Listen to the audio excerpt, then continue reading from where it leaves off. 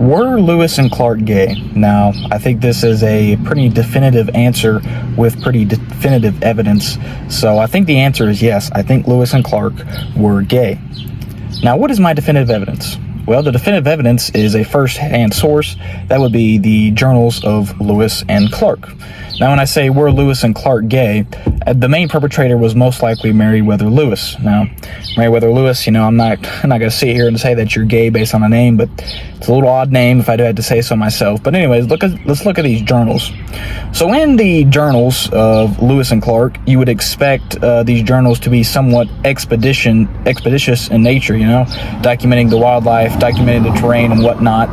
But in Meriwether Lewis's journal, the only thing really documented is Clark. He was sitting there documenting, oh, Clark made me dinner tonight. Oh, Clark has some nice toes. Detailing everything that Clark did. There was not a lot of detailing of the environment and detailing of the animals. And even when there was detailing of the animals, it was all sexually oriented. So he would focus on the sexual habits of the animals and not necessarily the animals themselves, like describing the new animals and new species, stuff like that. He would focus on the sexual orientation of the animals. And even going as far as one of his main studies was just puberty in males. So the definition of being gay is having interest in the sexual orientations of other men. If you're a man, yeah, I would say he fit that definition in his journals. So that was, his journals are pretty odd, documenting Lewis. He even gave him nicknames like Captain Lewis. I'm not calling another guy captain unless I absolutely have to, but he gave him nicknames and stuff like that. So yeah, his journals were probably the biggest giveaway, the biggest building block to this theory that Meriwether Lewis and Clark were gay. The other part has to do with his journals, but not so much the journals themselves.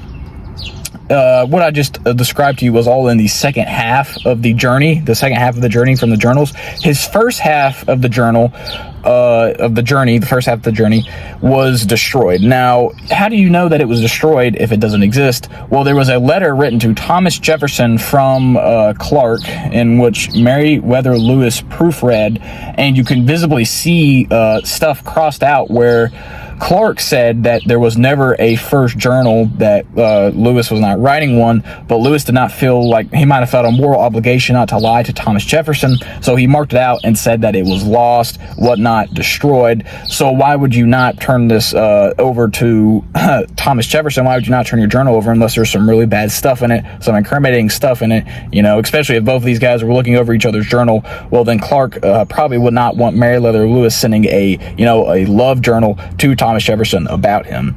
So that's probably the big journals, like the very widely believe that Meriwether Lewis had some sort of affections towards Clark and put that in his journal. That's why the first half was destroyed, and that's why the second half is a little odd. Now, another big building block off of this is that during the expedition, it wasn't just the two, as a lot of people think. It was actually a whole group, so 30 plus men. But during their expeditions, Lewis and Clark would often stay in the tent by themselves in the afternoons, and they would not be heard from again till in the morning. Now, what were they doing in there? I don't know. Could they have been planning? Yeah, I guess so. But why would you take the whole evening off? And this is like a consecutive event. Like, it's not just, some evenings. It's every evening they're taking off and they're just staying in their tent. So that was another big one. And I would say also, just descriptions of Lewis during this time really fit that of homosexuality. He always wore the newest trends, newest clothes, and he was just kind of, that squirmish personality that you would see out of that type of person. And then, of course, just to wrap it all off, after Clark returned, he would go off and get married. Meriwether Lewis would never find a woman, and it is actually documented that Meriwether Lewis never had the so-called charisma to ever be affiliated with any women in general, because he would never really have luck with them. It was actually described that the only intimate partners that he ever had were other men. That would be later on in life. So this is some pretty definitive evidence, and I think it comes to a pretty definite conclusion that Meriwether Lewis specifically had some type of homosexual feelings towards Clark. Now, did Clark play into these, and did Clark, have any relations with Meriwether Lewis? I'm not really sure, but I think it's very clear that something was going on there. And if not, then definitely Meriwether Lewis had something going on upstairs. He was not completely there. So that's going to be about it for today. Stay safe and stay hydrated.